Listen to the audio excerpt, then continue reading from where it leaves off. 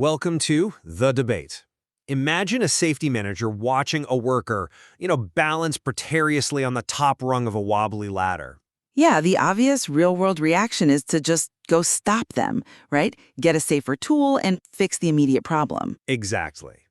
But if you're being graded by a rigid academic rubric, you suddenly have to pause, categorize the hazard, write a 400-word essay on the moral implications of a fall, and then justify the financial cost of buying a new ladder. Right, which brings us to our topic today.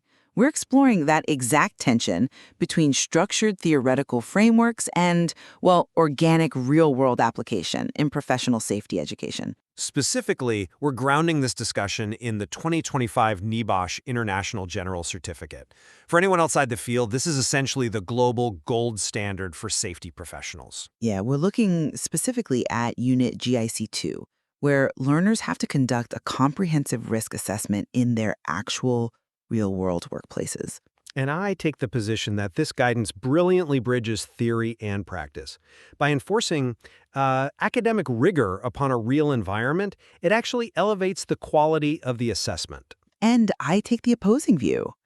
Pushing students out of the textbook and into the real world is fantastic, obviously, but the execution is just overly prescriptive.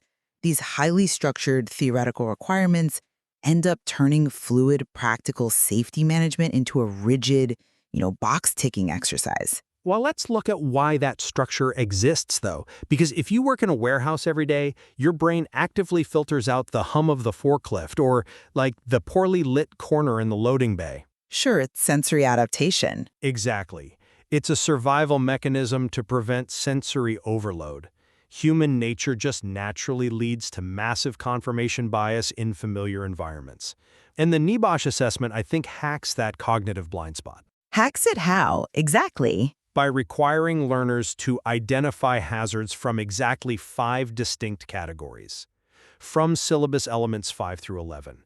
It forces the brain to stop filtering and start actively observing. I'll give you that. Expanding the lens is useful, maybe in a classroom setting.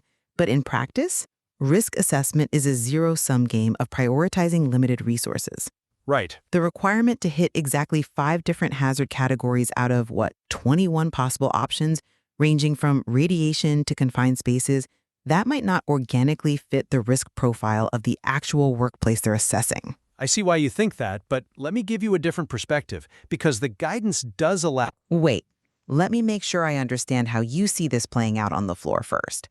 If I'm assessing a low-risk administrative office, and I found a genuinely severe ergonomic issue, you're saying the rubric forces me to go hunt for 4 other minor hazards, like a paper cut risk, just to hit a quota? Well, not a paper cut. Yes, exactly like that. If a learner finds excellent, deep insights into work-related upper limb disorders, they should focus their energy there. But because the rubric demands variety to get the grade, they end up prioritizing trivial hazards. They write up the minor paper cut risk just to satisfy the examiner. I think you're underestimating the danger of tunnel vision here. Am I? It dilutes the focus on the actual primary risks that are degrading worker health. It prioritizes academic compliance over practical utility. The strict demand for 5 categories ensures the student is applying the full breadth of the syllabus. We naturally gravitate toward the obvious, like slips, trips, and falls. Which are huge drivers of workplace injury, to be fair. True, but forcing a search across different categories compels the practitioner to look for systemic, invisible risks. Is there a subtle substance exposure? Is there a mental ill health hazard caused by extreme workplace stress? The quota isn't about triviality. It's a diagnostic forcing function. I come at it from a different way.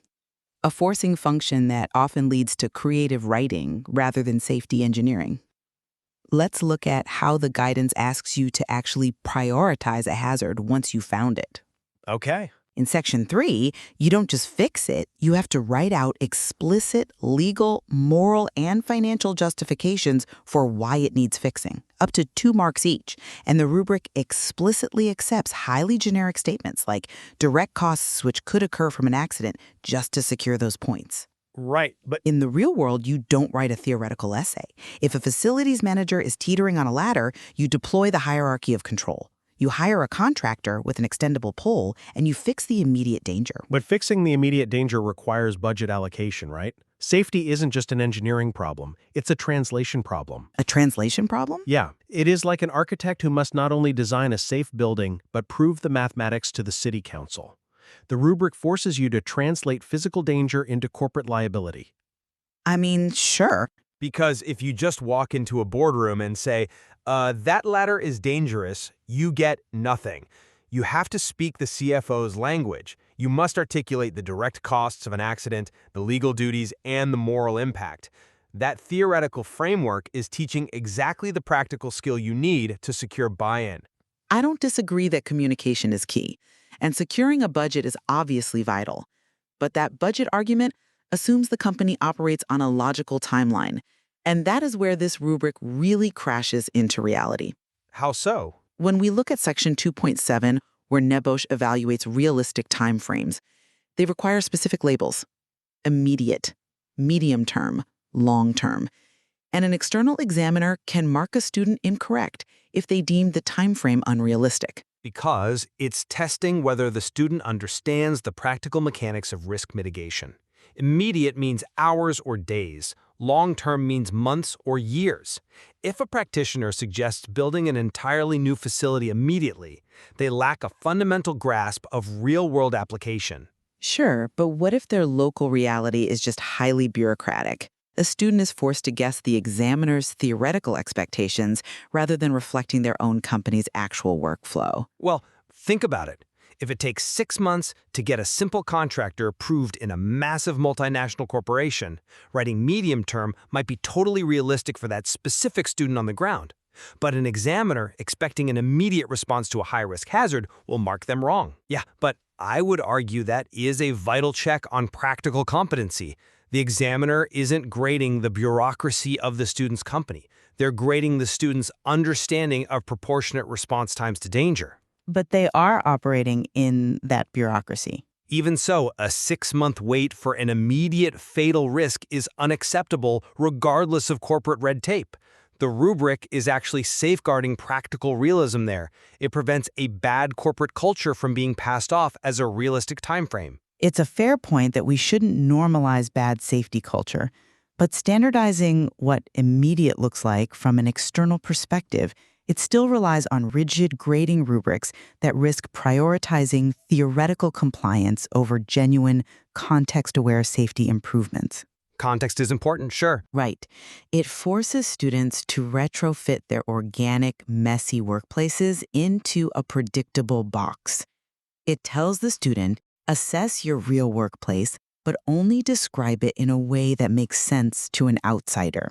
So if we step back from the specific grading criteria for a second, my core argument is really just that without this overarching structure, risk assessments become highly subjective and prone to massive blind spots. The formal justifications, the standardized timeframes, the category quotas, they don't stifle real-world application, they elevate it. They ensure the assessment is rigorous, broad, and strategically defensible when you take it to the boardroom. And my view remains that while pushing students into actual workplaces is commendable, relying on arbitrary category counts and strict structural formatting risks forcing complex real-world dynamics into a restrictive theoretical mold. Right. It is a fundamental tension in any professional education, really. How much theory do you need to safely navigate the practice before the theory itself becomes a distraction? Standardizing global safety education while trying to respect local, proportionate workplace realities is, frankly, an incredibly delicate balancing act. It really is. It requires navigating between absolute rigor and practical flexibility. Exactly. It's a question of how we balance theoretical frameworks with messy, practical realities in any profession. We invite you to explore the NEBOSH methodology further to draw your own conclusions. Thanks for listening.